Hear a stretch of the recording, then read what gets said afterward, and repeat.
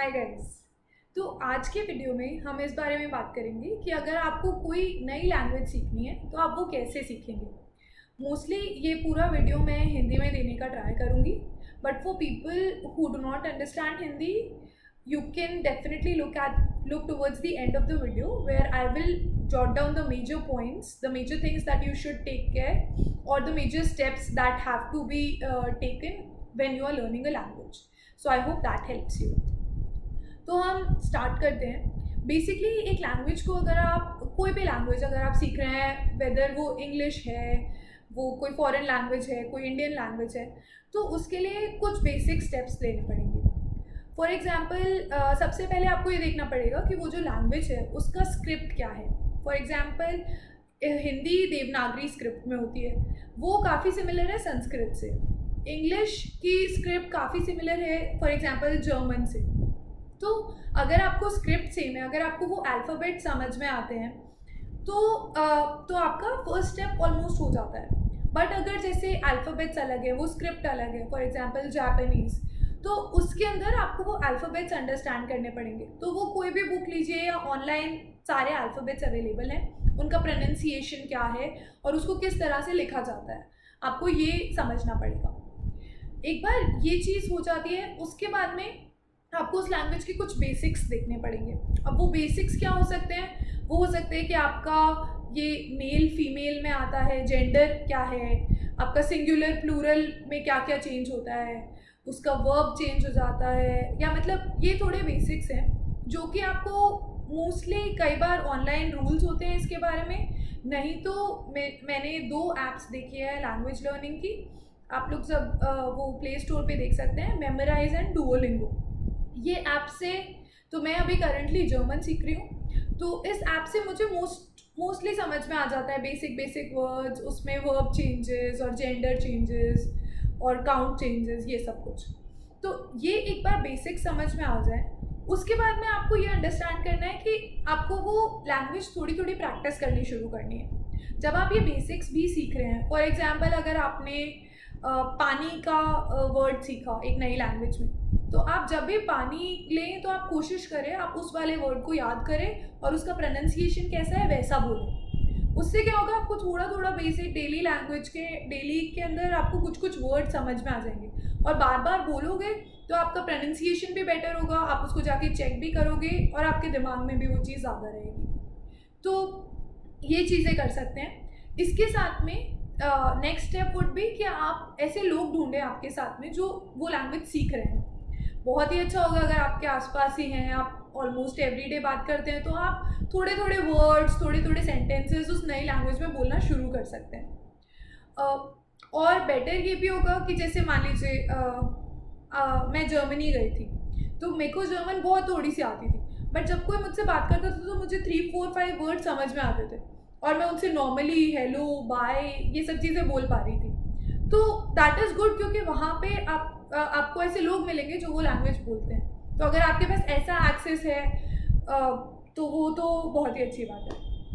तो वंस आप थोड़े से लोग फाइंड कर लें, नहीं तो कुछ लोग ये भी करते हैं कि सपोज़ मैं घर पे ही हूँ और कोई नहीं है मेरे साथ बात करने के लिए, तो अगर मेरे को मेरी मॉम से बात करनी है तो मैं पहले उस चीज़ को जर्मन में बोलूँगी, उसके बाद उस चीज़ को हिंदी में बोलूँगी। तो उससे क्या होगा, मेरे को समझ में आएगा कि मेरे को शायद इस वर्ड का मीनिंग नहीं आता है श्योर, बट मोस्टली इतना आ गया है, तो वो जस्ट एक जनरल प्रैक्टिस है। अब ये चीज़ हो जाएगी। उसके बाद में आपको दूसरी चीज़ सीखनी है कि जब आप उस लैंग्वेज को सुन रहे हैं तो क्या आप उसको पूरा समझ पा रहे हैं। अब फॉर एग्जांपल कि आप इंग्लिश ही सीख रहे हैं, तो इंग्लिश में आप क्या कर सकते हैं, आप बहुत सारी मूवीज़ हैं इंग्लिश की अवेलेबल, हर जगह पे मूवी, टीवी, कुछ ना कुछ अवेलेबल है। आप वो वाली चीज़ स्टार्ट करिए देखना। पहले उसको सबटाइटल्स के साथ शुरू करो ताकि आप उसको पढ़ के समझ पाओ कि ये क्या बोल रहे हैं, और उसके बाद में आप धीरे धीरे उसके सबटाइटल्स हटा दीजिए। तो वो जिस एक्सेंट में बोलेंगे, जिस तरह से बोलेंगे, आपको लैंग्वेज समझ में आने लगेगी। थोड़े थोड़े वर्ड समझ में आएंगे, नहीं समझ में आ रहे हैं तो वापस पीछे जाइए, थोड़ा सा धीरे करिए वीडियो को। तो ये ट्राई करेंगे तो इसके साथ में आपका थोड़ा लिसनिंग बेटर होगा। आपको लैंग्वेज के लिए क्या चाहिए, आपका स्पीकिंग होना चाहिए, लिसनिंग होना चाहिए, रीडिंग होना चाहिए, तीनों चीज़ें होनी चाहिए। इसमें से रीडिंग थोड़ा इजी है बिकॉज हम अपना टाइम लेके पढ़ सकते हैं, बट स्पीकिंग भी थोड़ा अपने हद तक ठीक है, बट लिसनिंग थोड़ा डिफिकल्ट हो जाता है बिकॉज सब लोग का एक्सेंट अलग अलग होता है। इसलिए ये वाली चीज़ कंटिन्यू रखिए। आपको कोई भी टीवी सीरीज़, कोई भी मूवीज़ उस वाली लैंग्वेज में अगर मिल पा रही है तो आप उसको देखना शुरू कर दीजिए। भले ही आप एकदम सिंपल वाला ले लो, सबटाइटल्स के साथ देखो, बहुत स्लो स्पीड पे देखो, बट धीरे धीरे आपको कुछ कुछ वर्ड समझ में आने लग जाएंगे। इसके अलावा आपको लैंग्वेज सीखने के लिए उसकी कुछ रिटन मटेरियल भी पढ़ना बेटर है। उसका कुछ भी पढ़िए। वैसे तो अभी मैं जो ऐप यूज़ कर रही हूँ, अभी मैं डुओलिंगो यूज़ करती हूँ, तो उसके अंदर basically there are like these short stories हैं। अब उन स्टोरीज में कुछ कुछ मोस्टली सारे वर्ड्स मुझे आते हैं, बट कुछ कुछ वर्ड नहीं आते, तो उसका मीनिंग देन मैं देखती हूँ। तो वो शॉर्ट स्टोरीज पढ़ने से हमको थोड़ा पूरा सेंटेंस का स्ट्रक्चर भी समझ में आता है, वर्ड्स के साथ साथ कि आपका सेंटेंस स्ट्रक्चर टाइप किस तरह का है। इसके अलावा आप कोशिश करिए कि आप अपना रिटन भी बेटर करें for the language. So for example, जैसे ये बहुत सिमिलर है, जैसे आप किसी के साथ बात कर रहे हैं, आप उसी लैंग्वेज में ट्राई कीजिए कि आप अपनी थॉट्स लिखें। तो उससे अगेन आपको थोड़ा सा फोर्स होगा कि आप वो लैंग्वेज के वर्ड सोचें, और जो आपको नहीं समझ में आ रहे हैं वो डेफिनेटली आप वापस जाके सर्च कर सकते हैं। आज के टाइम पे आप कुछ भी गूगल कर सकते हैं, किसी भी वर्ड का किसी भी लैंग्वेज से किसी भी लैंग्वेज में ट्रांसलेशन। तो इतना डिफ़िकल्ट नहीं है, बट एक बेसिक्स पता होना ज़रूरी है। एक बार वो बेसिक्स पता हो, उसके बाद आपको regularly reading, writing and talking and listening along with it, ये प्रैक्टिस करना ही है। तो just to let you know everything shortly, first thing is you need to identify the script of the language. You need to see whether you understand the alphabets or not. If you do not, then you have to understand the pronunciation of every single alphabet and will have to memorize it. Secondly, it is learn your basics. Learn the basic grammar regarding gender, regarding singular, plural, etc, etc. So just learn it a little bit.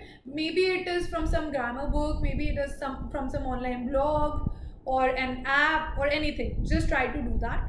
Once you have done that, identify a few people who you can talk to in that particular language. These can be your friends, these can be your family members. Even if they do not understand the language, try to speak that sentence in the new language and then translate it for them. So it is just your practice while speaking. So you can do that. Then it would be, next step is to watch some TV series or movies in the new language that you are learning. This you can do, start it with some subtitles and then slowly and gradually remove the subtitles so that you can understand accent of different people, how they speak. This can be really helpful, and actually it is very helpful especially for the English language. Another thing you should do is try to get some reading material in that language, be it newspapers, novels, articles. There are tons of reading material online nowadays, so you can do that. The next step would be to practice writing as well. So try to write a diary or a journal regularly. Try to write it in the new language, so that will help you in forming sentences in the new language. And in any of this practice moments, if you feel that you do not know any word, any sentence structure, it's always a good idea to go back and then have a look at what you're missing. So the major point is to get your basics clear and then practice reading, writing, talking and listening.